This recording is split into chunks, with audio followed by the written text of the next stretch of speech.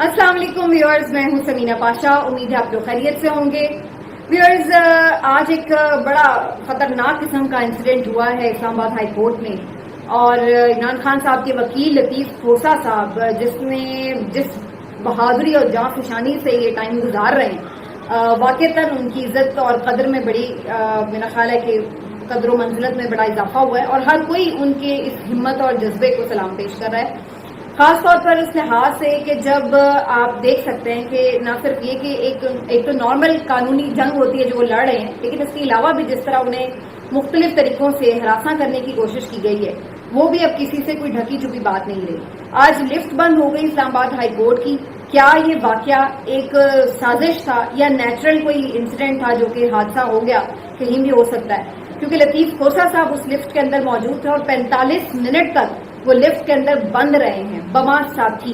यानी इतनी कंजेस्टेड सी जगह पर इतने लोग इस शदीद गर्मी और हब्स में बंद रहे हैं और कहीं कोई इंतजामिया नजर नहीं आई। ये क्या वाकया पेश आया है मैं आपको भी डिटेल भी बताती हूँ, और फिर बात करेंगे कि क्या इसमें कोई साजिश है, हालात वाकयात क्या रिपोर्ट हो रहे हैं, इस पर डिटेल में बात करते हैं। और इसके साथ साथ आपको बताएंगे कि क्या अमेरिका अभी भी बाज नहीं आया, यानी इमरान खान साहब का जो मामला है उसमें तो जो एक इंटरफेरेंस नजर आती है साइफर सामने आने के बाद, वो तो अपनी जगह, लेकिन उसके बाद भी पहले वो चीफ इलेक्शन कमिश्नर से जाके मिल रहे हैं अमेरिकी सफीर, और अब उनकी निगरान वजीर आजम से कहाँ मुलाकात हुई है।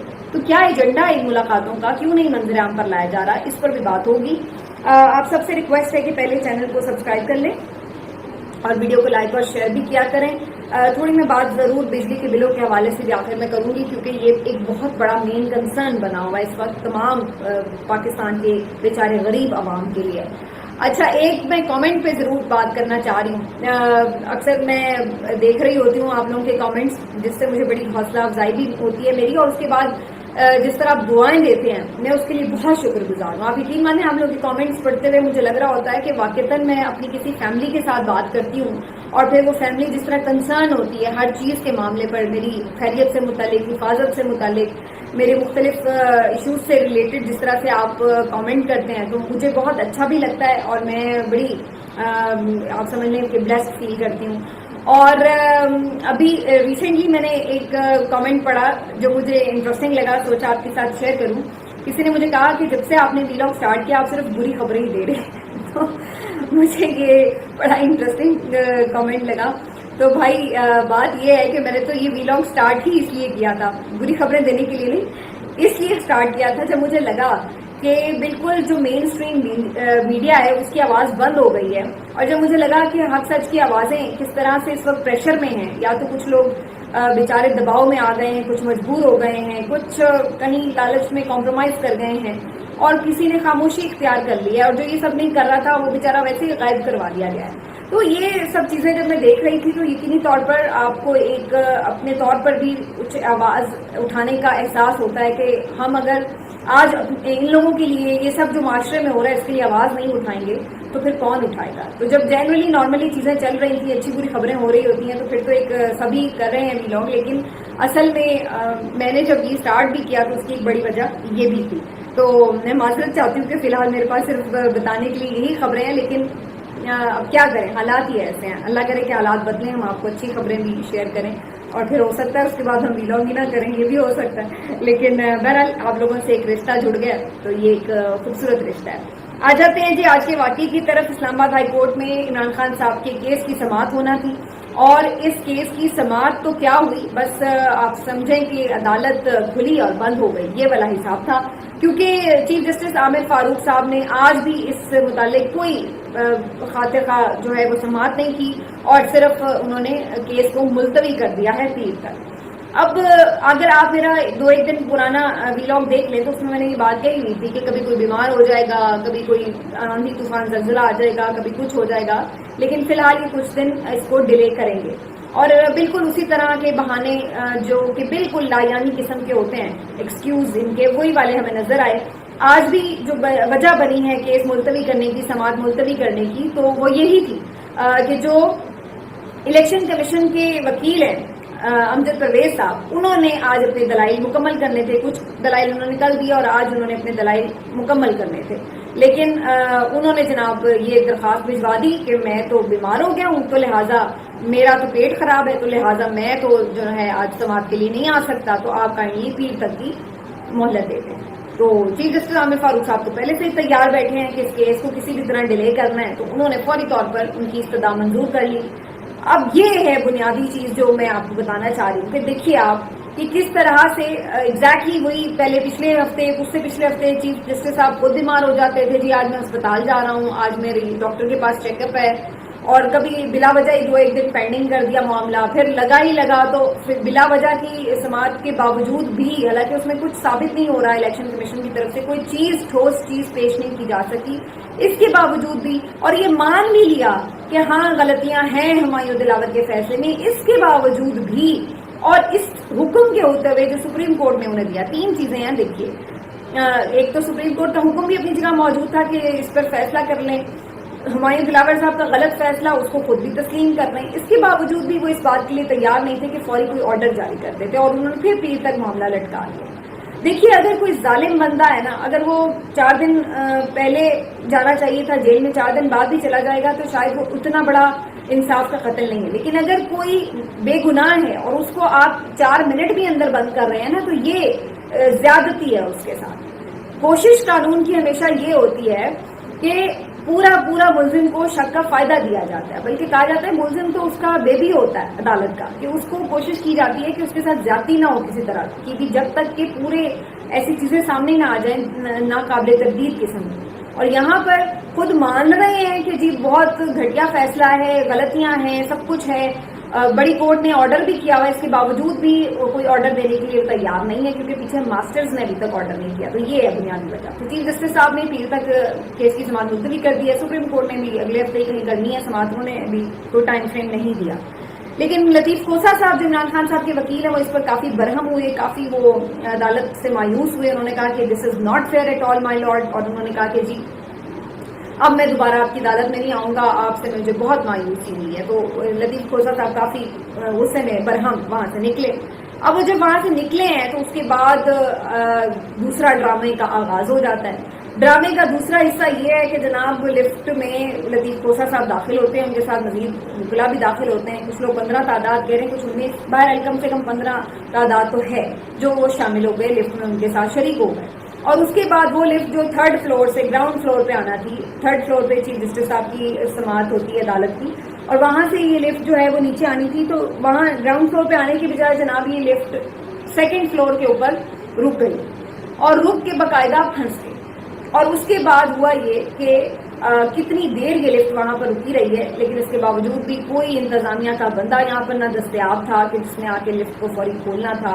اب آپ سوچیں کہ 15-16 لوگ اندر لفٹ میں پھنسے ہوئے ہیں، گرمی ہے، حبس ہے، اور سانس نہیں لیا جا رہا. اور ایسے میں اگر آپ کو 45 منٹ، یہ بالکل اس طرح ہی ہوتا ہے کہ جیسے آپ کو زندہ ہی کسی نے قبر میں اتارا ہوا، اتنی گھٹن کا وہ ماحول بن جاتا ہے لفٹ میں.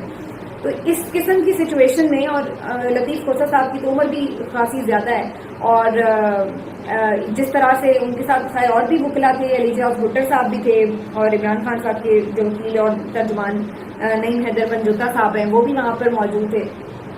تو کافی وہاں پر پھر افراتفری مچ گئی، شور مچ گیا، لوگوں ڈھونڈنے لگے کہ وہ بندہ لفٹ والا کہاں ہے، خود سے بھی کوشش کرنے لگے کسی طرح لفٹ کا دروازہ کھل جائے. لیکن کافی دیر کوشش کے باوجود بھی جو سروس والا بندہ ہوتا ہے لفٹ کا، وہ کہیں سے ملا ہی نہیں، اور بڑی دیر بعد کہیں جا کے وہ اس کو پکڑ کے ڈھونڈ کے لائے ہیں نکلا، اور پھر کچھ ملا کے سب نے لفٹ کا دروازہ کھولا، اور پھر 45 منٹ تک اندر بند رہنے کے بعد ان لوگوں کو باہر نکالنے میں یہ لوگ کامیاب ہوئے. یہ ہوا ہے جی آج اسلام آباد ہائی کورٹ میں. اب کیا یہ ایک اس طرح ہی محض حادثہ تھا، اتفاقیہ حادثہ تھا جس کا کوئی سر پیر نہیں ہے؟ اس میں اب بہت سارے سوالات ہیں، کیونکہ جو عمران خان صاحب کے وکلا ہیں وہ تو یہ کلیم کر رہے ہیں کہ یہ باقاعدہ ان لوگوں کو پریشان کرنے کے لیے، بلکہ پریشان ہی نہیں، شاید لطیف کھوسہ صاحب کی جان لینے کی کوشش تھی کہ دم گھٹنے سے ہی مر جائیں گے لوگ اندر. اسی وجہ سے یہاں پر انتظامیہ کا کوئی بندہ ہی نظر نہیں آ رہا تھا. اب آپ سوچیں کہ کیا یہ کوئی ایک عام معمولی بات ہے کہ انتظامیہ کا بندہ 45 منٹ تک دستیاب ہی نہ ہو؟ کوئی اگر ادھر ادھر ہو بھی 5-1 منٹ کے لیے، کوئی واش روم چلا گیا یا کچھ بھی کسی کام کے لیے گیا، تو یہ کیسے ہو سکتا ہے کہ 45 منٹ تک کوئی بندہ دستیاب نہ ہو؟ تو یہ بندہ کہاں غائب تھا, کیوں غائب تھا, کس کے حکم سے غائب تھا, یہ بات جاننا بڑا ضروری ہے. اس کے ساتھ ساتھ نعیم حیدر پنجوتا صاحب ایک اور واقعے کا حوالہ بھی دے رہے ہیں. وہ کہہ رہے ہیں کہ جب سماعت شروع ہونے سے پہلے بھی اوپر بھی جانا تھا, اس وقت بھی کچھ ایسا معاملہ پیش آیا کہ لفٹ کی طرف بڑھ رہے تھے لطیف کھوسہ صاحب, تو اس دوران ایک قد آور شخص وکیل کی ہی لباس میں ملبوس تھا, اور اس نے جو سروس مین تھا وہاں پر اس کو تھوڑی سی اس کے ساتھ بھی تلخ کلامی ہوئی کہ تمہیں پتہ نہیں وہ آ رہے ہیں, تم دروازہ کیوں بند کر رہے ہو, کھولو کھولو یہ وہ. اور اس کے بعد پھر وہ اندر گئے اور پھر اس کے بعد اس کو تھوڑی سی ڈانٹ بھی پلائی سروس مین کو. بعد میں وہ پھر بندہ جو ہے وہ غائب ہو گیا. تو اگر کہیں تانے بانے ملائے جائیں تو کچھ سوچنے پہ بندہ مجبور ہو جاتا ہے کہ کیا اس وقت بھی یہ کچھ ایسا پلان تھا, یا پھر یہ ہوا کہ جان بوجھ کے سروس والے بندے کو وہاں سے غائب بھی بعد میں کروا دیا گیا, کیونکہ سماعت تو ویسے ہی 2 منٹ کے اندر اندر ملتوی ہو گئی جب وہاں جا کے پتہ چلا کہ وکیل ہی نہیں آئے الیکشن کمیشن کے. تو یہ ساری کڑیاں سے کڑیاں ملانی پڑیں گی. نعیم حیدر پنجوتا صاحب تو یہ بھی کہہ رہے ہیں کہ جب اس سے پہلے عمران خان صاحب بھی یہاں پہ اسلام آباد ہائی کورٹ سماعتوں پہ آتے تھے تو اس وقت بھی یہ حرکتیں ہوتی تھی کہ جان بوجھ کے لفٹ کو لگا دیا جاتا تھا بورڈ کے, جی لفٹ تو خراب ہے, اور انہیں سیڑھیاں چڑھ کے جانا پڑتا تھا 3 فلور تک, اور ان کی ٹانگ میں بھی اس وقت پرابلم تھی, تکلیف تھی, تو انہیں کافی اذیت دی جاتی تھی. تو یہ ساری چیزیں یعنی جو لفٹ والی سازش ہے یہ کافی ایک لگ رہا ہے کہ کنیکٹڈ سے ان کے ڈاٹس ہیں. ہو سکتا ہے یہ محض اتفاق بھی ہو, اس بات کو بھی رول آؤٹ نہیں کیا جا سکتا, لیکن چونکہ اس وقت حالات ایسے ہیں. اس سے پہلے لطیف کھوسہ صاحب کے گھر پر فائرنگ بھی ہو چکی ہے, آپ کو یاد ہوگا. اس سے پہلے وہ کئی دفعہ یہ بات کا اظہار کر چکے ہیں کہ ان کو نامعلوم طرف سے دباؤ کا سامنا بھی ہے. ان کی پیپلز پارٹی جو جس سے وہ بلانگ کرتے ہیں انہوں نے بھی ان کو کافی سیاسی دباؤ کا بھی سامنا رکھا ہے کہ عمران خان صاحب کا جو کیس لڑتے ہیں یا جو اپنی ایک رائے لے رہے ہیں, رائے رکھ رہے ہیں اوپنلی اس تمام رجیم چینج کے بعد سے. تو یہ ساری چیزیں جو ہیں اگر آپ ڈاٹس کنیکٹ کریں تو معاملہ اتنا سادہ نہیں لگ رہا ہے. عمران خان صاحب ہی نہیں, ان کے لیڈران ہی نہیں, ان کے کارکنان ہی نہیں, حتیٰ کہ ان کے وکلاء کو بھی باقاعدہ پریشرائز کیا جاتا ہے کہ وہ ان کی وکالت نہ کر سکیں, ان کے مقدمات نہ لڑ سکیں. تو یہ بہت ایک سیریس میٹر ہے, اور وکیل لطیف کھوسہ صاحب کی ہمت کو سلام ہے. ان کو وہاں پانی بھی آفر کیا جا رہا تھا لفٹ کے اندر, لیکن ان کا جب تک سارے وکلاء ریسکیو نہیں ہو جاتے میں پانی تک نہیں پیوں گا. مجھے ان سے اتنی زیادہ ہمت اور جذبے کی امید نہیں تھی, لیکن وہ بڑے دبنگ انسان نکلے ہیں. اور اس کے بعد لفٹ سے نکلنے کے بعد جنہوں نے گفتگو کی ہے وہ بھی سننے لائق ہے. وہ پھر سے قانون کی حکمرانی کی بات کرتے ہیں, عدالتوں کے آزاد ہونے کی بات انہوں نے کی, اور انہوں نے کہا کہ وکلاء بالکل اس پر خاموش نہیں بیٹھیں گے جس طرح سے آئین و قانون کا مذاق اڑایا جا رہا ہے ملک کے اندر. تو یہ ایک نئی موومنٹ ایسا لگتا ہے کہ وکلاء کوشش کرتے ہیں کہ کہیں جنریٹ ہو جائے, کیونکہ سپریم کورٹ کے باہر اس دن کافی وکلاء بڑی تعداد میں جمع تھے جس دن عمران خان صاحب کی ہیئرنگ تھی. تو یہ ایک چیز ہے.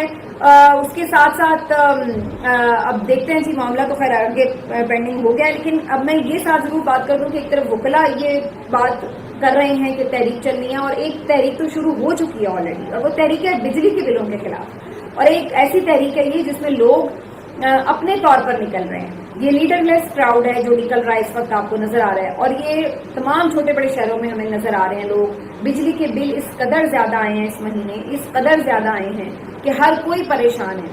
یعنی ایک غریب آدمی تو غریب آدمی, اچھے خاصے جو بیچارے کھاتے پیتے لوگ تھے ان سب کی بھی چیخیں نکل آئی ہیں کہ بجلی کے بل ادا نہیں ہو پا رہے ہیں. لوڈ شیڈنگ اپنی جگہ ہوتی ہے, اور جو بجلی دستیاب ہے اس سے جس قدر مہنگی بجلی دی جا رہی ہے وہ ناقابل بیان ہے.